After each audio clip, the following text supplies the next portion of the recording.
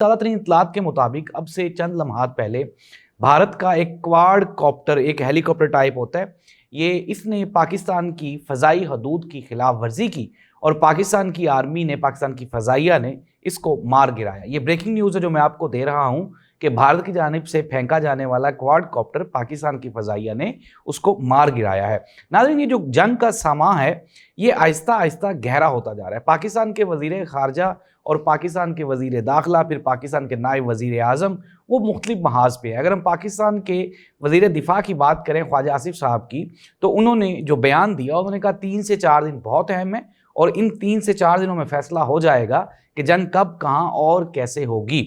नाज़रीन, जो पाकिस्तान के नायब वज़ीर आज़म हैं और वज़ीर ख़ारजा भी हैं इसहाक डार साहब, उनकी चीनी हम मनसब से बात हुई और उन्होंने चाइना को एतमाद में लिया।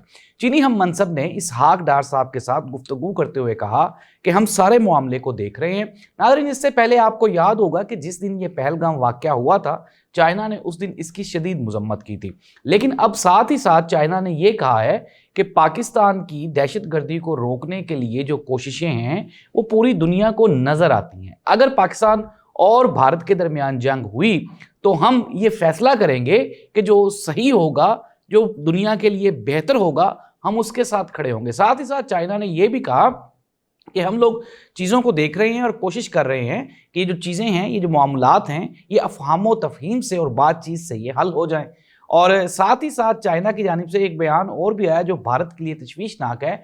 वो ये है कि चाइना ने भी ये इंसिस्ट किया और कहा कि अभी तक भारत की हुकूमत पाकिस्तान को कोई भी ऐसा सबूत फराहम नहीं कर पाई जिससे ये वाज़ेह हो सके कि ये जो पहलगाम अटैक है ये पाकिस्तान ने करवाया।